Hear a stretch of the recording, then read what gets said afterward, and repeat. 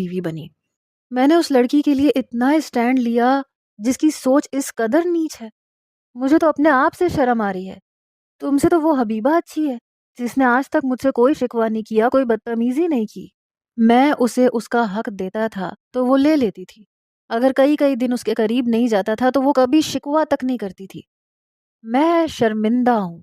میں نے اپنی ساری چاہتیں اس لڑکی پر لٹا دی جو شاید اس کی اہل بھی نہیں تھی، اور وہ بالکل بے یقین اور سرخ آنکھوں سے مجھے دیکھتی رہی اور سسکتی رہی، مگر مجھے اب اس کے آنسوؤں سے کوئی غرض نہیں تھی۔ میرا دل اس قدر زخمی تھا کہ میں اسے چپ کروائے بغیر لمبے لمبے ڈگ بھرتا ہوا فلیٹ سے باہر آ گیا۔ میرا بس نہیں چل رہا تھا کہ میں کیا کر ڈالوں۔ وہ کس قدر جذباتی اور پاگل لڑکی تھی۔ اسے یہ سمجھنا چاہیے تھا کہ حبیبہ بھی میری بیوی ہے۔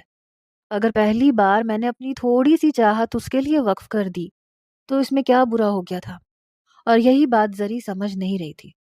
اسے میں پورا کا پورا اپنے لیے چاہیے تھا، اور شاید اب ایسا ممکن نہیں رہا تھا۔ میں غصے کی حالت میں واپس گاؤں آ گیا۔ کمرے میں گیا تو حبیبہ وہاں نہیں تھی۔ میں اس وقت کسی سے بھی ملنے کے موڈ میں نہیں تھا۔ مجھے خود نہیں معلوم تھا کہ میں کیا چاہتا ہوں۔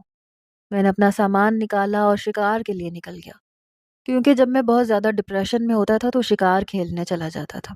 کسی سے بھی نہیں ملتا تھا، کسی کا سامنا نہیں کرتا تھا۔ لیکن اب تو میں اپنا سامنا بھی کرنے کو تیار نہ تھا۔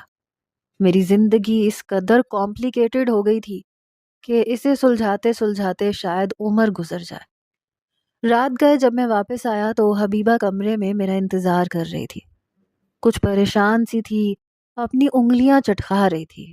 میں اس کے قریب آ گیا، کہا کہ کیا بات ہے، تم ابھی تک سوئی کیوں نہیں؟ کہنے لگی میں بس آپ کا انتظار کر رہی تھی،